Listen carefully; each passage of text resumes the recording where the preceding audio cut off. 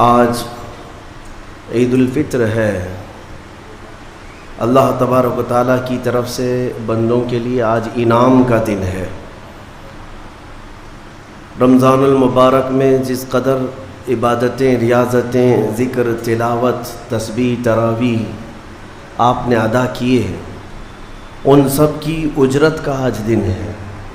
اللہ رب العزت کی طرف سے آج بے پناہ بخشش، رحمت اور خزانہ برکت تقسیم کیے جاتے ہیں۔ عید کا تصور اسلام میں کیا ہے؟ خوشیاں منانا۔ اور اللہ تعالیٰ قرآن میں فرماتا ہے، محبوب آپ فرما دیں جب تمہارے پاس اللہ کا فضل اور اس کی رحمت آئے تو خوشیاں مناؤ۔ اللہ کا فضل اور اس کی رحمت آئے تو خوشیاں مناؤ۔ قل بفضل اللہ وبرحمتہ فبذلک فلیفرحوا۔ اب جب اللہ کا فضل ہوگا اور جب اس کی رحمت ہوگی ہم خوشیاں منائیں گے۔ اور خوش ہونے کا انداز اور طریقہ کیا ہونا چاہیے؟ وہ سنت نبوی سے ہمیں حاصل کرنا چاہیے۔ خوشیاں منانے کا مطلب یہ نہیں ہے کہ ہم دنیا جیسے خوشیاں مناتی ہے اسی انداز میں منانے لگ جائیں۔ اسلام ہر چیز میں خط امتیاز رکھتا ہے۔ تمہاری عبادتوں کا طریقہ الگ ہے، تمہارے رب کو پکارنے کا طریقہ الگ ہے، رب تعالیٰ کے حضور سربہ سجود ہونے کا طریقہ الگ ہے۔ رب تبارک و تعالیٰ نے تمہیں ممتاز پیدا کیا ہے، ظاہر سی بات ہے تمہاری خوشیاں بھی ممتاز ہونی چاہیے۔ پوری کائنات میں لوگ اگر خوشیوں میں ڈوب کر شراب نوشی کرتے ہیں تو یہ خوشیاں نہیں ہیں۔ اگر آج کی رات یا آج کا دن لوگ یہ سمجھتے ہیں کہ خوشیوں کا مطلب ہے کہ خوب انٹرٹینمنٹ کیا جائے، نفس جو چاہتا ہے وہ سب کر لیا جائے، تو اسلام اسے خوشیاں نہیں کہتا۔ میرے عزیزو، میں یقین کے ساتھ کہتا ہوں کہ اسلام میں جو بھی عید آئی ہے، جو بھی عید ہے، آپ اس کا تجزیہ کر کے دیکھیں۔ آپ کو کھلے میدانوں میں سڑکوں پر چھوڑ نہیں دیا جاتا کہ دن بھر جو کرنا ہے کرو، نہیں، بلکہ خوشیاں منانے کا طریقہ یہ بتایا گیا ہے کہ سب سے پہلے اٹھنے کے بعد وضو، غسل، عطر، خوشبو کے ساتھ پہلے بارگاہ رب العزت میں آؤ اور سجدہ کرو۔ یہ خوشیاں منانے کا سب سے پہلا طریقہ یہ ہے کہ مسلمان جب سب سے زیادہ خوش ہوتا ہے تو سجدہ کرتا ہے۔ تو سجدہ کرنے کے لیے آج عیدگاہوں میں، مسجدوں میں جو لوگوں کی آج قطاریں ہیں، صفیں لگی ہیں، میرے عزیزو، یہ اسلام کا خوشی منانے کا طریقہ ہے۔ یہ نہیں کہ لوگوں کے درمیان کچرا بن کر کے، لوگوں کو ایذا دے کر کے خوشیاں منائی جائے، اسلام اس کا قائل نہیں ہے۔ بہرحال سب سے بڑی خوشی ہمارے لیے کون سی ہے؟ اللہ نے فرمایا قرآن میں، اے محبوب آپ فرما دیں جب اللہ کا فضل آئے اور اس کی رحمت تو خوشیاں مناؤ۔ تو اللہ کا فضل اور اس کی رحمت کیا ہے؟ اللہ کا فضل اور اس کی رحمت کیا ہے؟ بہت ساری چیزیں ہیں۔ رمضان یہ اللہ کا فضل ہی تو تھا، تمہیں کھلا پلا رہا ہے یہ اللہ کی رحمت ہی تو تھی، تمہیں صحت اور تندرستی دیا یہ اس کی رحمت ہی تھی۔ تو یہ فضل اور یہ رحمت ہے، لیکن سب سے بڑی رحمت جب تمہارے پاس آئے تو خوشیاں مناؤ۔ قرآن کہتا ہے سب سے بڑی رحمت کیا ہے؟ وَمَا أَرْسَلْنَاكَ إِلَّا رَحْمَةً لِّلْعَالَمِينَ۔ محبوب ہم نے آپ کو سارے جہانوں کی رحمت بنا کر بھیجا ہے۔ پتہ یہ چلا کہ کائنات کی سب سے بڑی رحمت مصطفیٰ کریم کی ذات پاک ہے، اور جب وہ آئے تو سب سے بڑی خوشی کا دن ہوتا ہے۔ اسی لیے کہا ہے کہ دونوں عیدوں سے افضل ہے عید میلاد رسول، چاہے عید الفطر ہو یا بقرعید ہو، عید الاضحیٰ ہو، یہ دونوں عیدوں سے افضل ہے عید میلاد رسول۔ اس کی وجہ یہ ہے کہ ہمیں نہ عید الفطر معلوم ہوتی نہ عید الاضحیٰ معلوم ہوتی، یہ سب معلوم ہوئی ہیں اگر تو آمنہ کے لال کے صدقے میں معلوم۔ ہاں، ہمیں رمضان پتہ چلا ہے، عید پتہ چلی ہے، تو کس کی بدولت؟ اگر مصطفیٰ کریم صلی اللہ علیہ وسلم نہ آتے، نہ بتاتے، تو کون سے رمضان کا تصور تھا، کون سی عید پتہ چلتی؟ اسی لیے حاصل کلام تو یہ ہے میرے عزیزو، وہ جو نہ تھے تو کچھ نہ تھا، وہ جو نہ ہو تو کچھ نہ ہو، جان ہے وہ جہان کی اور جان ہے تو جہان ہے۔ آج عید اگر منانا بھی ہے تو میں یہ ضرور کہوں گا کہ آج عید پڑھنے کے بعد، نماز پڑھنے کے بعد سب سے پہلا کام جو آپ کرتے ہیں وہ کیا ہے؟ سب سے پہلا کام آپ یہ کرتے ہیں اپنے ماں باپ، اپنے رشتہ داروں سے ملاقات، اور گھر جلدی بھاگ کر کے جاتے ہیں کہ اپنے بڑوں سے ملاقات کرنا ہے۔ آج مصافحہ معانقہ کا دن ہے۔ آپ کو اپنے ماں باپ جس قدر یاد رہتے ہیں، میرے عزیزو، اس رسول کو آج ہرگز فراموش نہ کرو جو اپنی رات کی تنہائیوں میں تمہیں امتی امتی کہہ کر یاد کیا کرتے تھے۔ آج ان کا دن ہے، آج اس رسول پاک کا دن ہے۔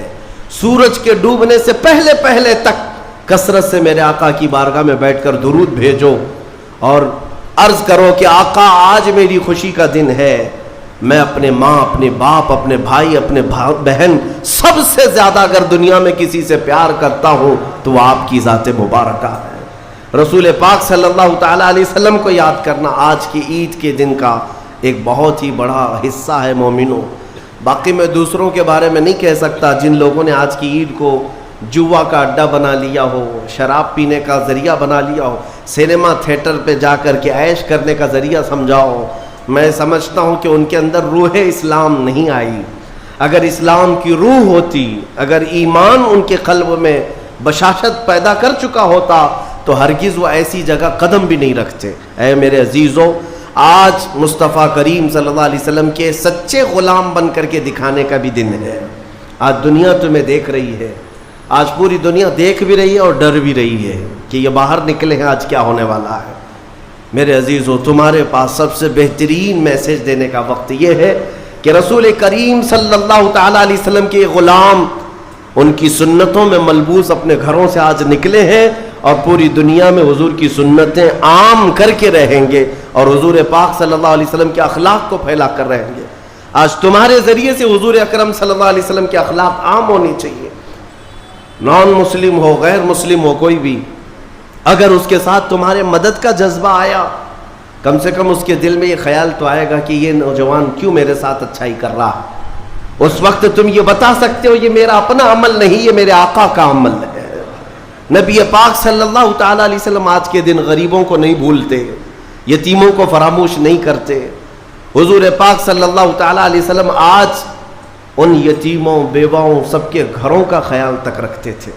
عزیزان گرامی وقار، آج عید کے ان لمحات میں یقیناً رمضان المبارک گزر جانے کے بعد خوشیوں کا دن ضرور ہوتا ہے، لیکن ساتھ ہی آج ہمیں قلق بھی ہے، غم بھی ہے ہمارے ان بھائیوں کا جو آج عید منانے کے لیے یا تو ہمارے ساتھ نہیں ہیں، ناحق جیلوں میں بند ہیں، کچھ بے قصور قیدی ہیں، اور بہت سارے وہ لوگ ہیں جن کے ہاں اسباب کی کمی ہے اور کوئی عید نہیں ہے ان کے ہاں۔ وہ فلسطین کا علاقہ ہو کہ شام ہو کہ یمن ہو کہ عراق ہو، ان کے ہاں کوئی عید نہیں۔ وہ کھلے میدانوں میں آج بھی ایک ایک روٹی اور بوٹی کے لیے ترس رہے ہوں گے۔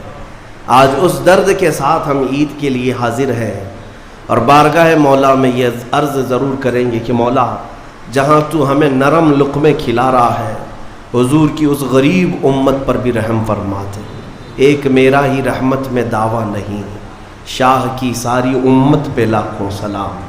آج عید کے دن جو کام کرنے کے ہیں، میرے مصطفیٰ کریم صلی اللہ علیہ وسلم کو راضی کرنے کا دن ہے۔ آج کے دن حضور فرماتے ہیں اللہ تعالیٰ کو سب سے زیادہ پسندیدہ جو عمل ہے، سب سے زیادہ پسندیدہ وہ دو ہے۔ دو عمل اللہ کو بہت پسند ہے آج کے دن۔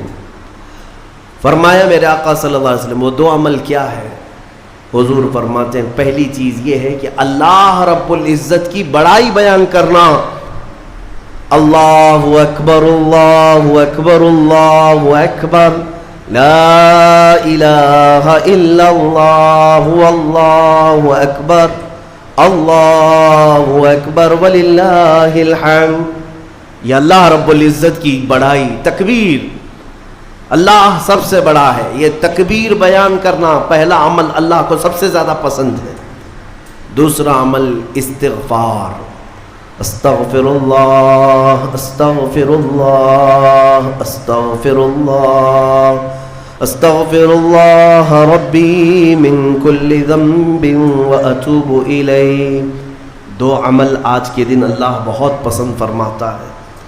ایک اس کی بڑائی بیان کرنا تکبیر، اور دوسرے استغفار. اور فرمایا کہ جب اپنے گھروں سے نکلو تو تکبیر کہتے ہوئے نکلو. کتنے لوگ ایسے ہیں جو تکبیر پڑھتے ہوئے آئے؟ بہت کم لوگ ہیں، سب اپنے اپنے دھن میں چلے جا رہے ہیں. یہاں تک کہ فرمایا اس تکبیر کا اہمیت کا اندازہ اس سے لگاؤ، آنے کے وقت جس راستے سے آئے تھے عید کے لیے، جانے کے وقت دوسرے راستے سے جاؤ. واجب نہیں ہے، لیکن اس کی حکمت کیا ہے؟ ایک راستے سے آنا اور دوسرے راستے سے جانا سنت. فرمایا گیا کہ جب تم ایک راستے سے تکبیر پڑھتے ہوئے آتے ہو تو اس راستے پر موجود جتنے مکان، پتھر، درخت ہیں وہ سب تمہاری تکبیر کی گواہی دیں گے. قیامت کے دن تمہاری تکبیر کی وہ گواہی دیں گے کہ مولا یہ ہمارے سامنے سے تیری بڑائی کرتا ہوا گزرا ہے. تو ہو سکے دوسرے راستے پر بھی گزرو تاکہ زیادہ سے زیادہ ان تمام چیزوں کو اپنی تکبیر کا گواہ بنایا جا سکے. تو اس سے اندازہ کریں کہ تکبیر آج کے دن بہت اہمیت کی حامل ہے، اور اسی تکبیر کی آج ضرورت بھی ہے مسلمان کو. اقبال نے بہت اچھے انداز میں کہا تھا، کفر دم توڑ دے گا ٹوٹی ہوئی شمشیر کے ساتھ، گر تم نکل آ جاؤ ایک بار نعرہ تکبیر کے ساتھ. مطلب یہ ہے کہ اس تکبیر کا آج بھی بہت سارے لوگوں کو انتظار ہے جس تکبیر کی آواز سے ہی کفر کے خیموں میں ہلچل مچ جائے. وہ صرف اور صرف حلق سے نکلنے والی تکبیر نہیں ہے، وہ ایمان کی بشاشت اور توکل کے ساتھ نکلنے والی تکبیر ہے. اللہ رب العزت ہم سب کو کہنے سننے سے زیادہ عمل کی توفیق عطا فرمائے.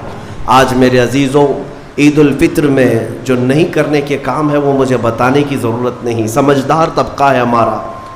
آج شام تک ایک بات طے کر کے رکھ لینا، کیونکہ کل رات کو ہی شیطان آیا ہے چھوٹ کر کے قید سے، اور وہ اپنے پورے فورس کے ساتھ چاہتا ہے کہ تمہیں کسی نہ کسی طرح سے ان راستوں سے لے کر گناہوں کے اڈوں پر لے جاؤ. کتنے ایسے لوگ ہیں جو ایک ہی دن میں اس کے شکنجے میں پھنس جاتے ہیں، یہ ان کا معاملہ ہے. اس لیے آج شام تک اپنے آپ کو کنٹرول کرو کہ میں نہ آج گانے بجانے، سینما اور جوؤں کی طرف جاؤں گا، اور نہ ہی بے حیائی کے اڈوں کی طرف جاؤں گا. آج کا دن اللہ رب العزت اپنے فرشتوں پر رشک فرماتا ہے. توجہ تو چاہتا ہوں، توجہ. عید کے دن جب بندے سجدے میں گرتے ہیں، عیدگاہ ہو کہ مسجدیں ہو، جیسے ہی تم عید کے دن سجدے میں چلے جاتے ہو، یہ لمحہ کون سا ہے جانتے ہیں آپ؟ یہ لمحہ کون سا ہے؟ جس دن دنیا پوری، آپ بھی رمضان بھر سجدے میں گئے ہوں گے، عبادتیں کر کے بھیک کیا مانگتے تھے؟ اللہ تو راضی ہو جا. ہم یہاں مانگ رہے تھے، لیکن عید کے دن کے سجدے کے بارے میں فرمایا گیا جیسے ہی امت سجدے میں جاتی ہے، مولا سارے فرشتوں میں اعلان فرماتا ہے، فرشتوں آؤ دیکھو میرے بندے، میں ان سب سے راضی ہوں اور ان سب پر مجھے رشک آتا ہے. آج دنیا خوشیوں میں ڈوب کر کے عیاشی کرنا چاہتی ہے، لیکن میرے یہ بندے ہیں جو دنیا کو ترک کر کے میری بارگاہ میں سجدہ ریز ہیں. آج مولا رب العزت رشک فرماتا ہے فرشتوں پر. اس لیے میرے عزیزوں، نہایتی اخلاص کے ساتھ، اطمینان کے ساتھ، اور اللہ رب العزت کی بارگاہ میں اپنے آپ کو خود سپرد کر کے عید کی نماز ادا کریں، اور امید ہے کہ یہ عید ہماری ایک انقلاب لائے گی انشاءاللہ. جو حالات آج پیدا ہو چکے ہیں، میں اس کے لیے بھی گزارشتاً یعنی معروضتاً یہ عرض کروں گا کہ آپ امن و امان کو برقرار رکھیں، امن و امان کو برقرار رکھیں. یہ بہت ضروری چیز ہے. مجھے افسوس ہے یہاں کے بھی حالات اور پورے ہندوستان کے بھی حالات جس طرح سے اپنائے جا رہے ہیں. یہودیوں کی ایک بڑی سازش تھی خلافت عثمانیہ کے زمانے میں. وہ کیا کرتے تھے کہ مسلمانوں کو بھڑکانے کے لیے، ورغلانے کے لیے کچھ ان کی مقدس چیزوں کی توہین کرتے تھے کسی ایک کے ذریعے سے. اور جب مسلمان بھڑک جاتے، باہر آتے، تو پھر ان کے بیچ میں یہ یہودی بھی داخل ہوتے تھے، باضابطہ یہ طریقہ اپناتے تھے، اور پھر مسلمانوں میں آپس میں لڑا دیتے تھے. اس کے بعد وہاں سے خلافت کے خلاف اعلانات بھی کرتے تھے، اس میں یہودی داخل ہوتے تھے. تو تو اس طرح بھیڑ جمع کر کے باہر ورغلانا، لوگوں کو اکسانا، یہ ان کا کام تھا تاکہ زیادہ سے زیادہ مسلمانوں کا نقصان ہو سکے۔ اسی لیے میں چاہتا ہوں کہ اپنے غم و غصے کا اظہار صرف بھیڑ سے نہیں ہوتا، جس میں اعلیٰ حضرت فاضل بریلوی رضی اللہ تعالیٰ عنہ نے بھی ارشاد فرمایا کہ مسلمانوں کو اس طرح سے کھلے طور پر کسی چیز پر جمع کر لینا جس سے خطرات لاحق ہوں ناجائز ہے۔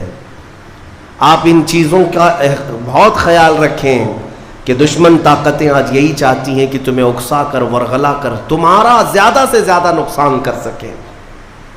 پچھلے 2 سال کا عرصہ گزر گیا، بنگلور میں بھی ایک حادثہ ہوا تھا، وائلنس ہوا تھا، غالباً رمضان کے موقع پر ہی 125 کے قریب نوجوان 2 سال سے ابھی تک جیلوں میں بند ہیں، کچھ چھوٹ گئے، کچھ ابھی تک باقی، اس میں کئی سافٹ ویئر انجینئر ہیں اندر بیٹھے ہوئے ہیں۔ تو یہ سب حالات دل کو دہلا دیتے ہیں۔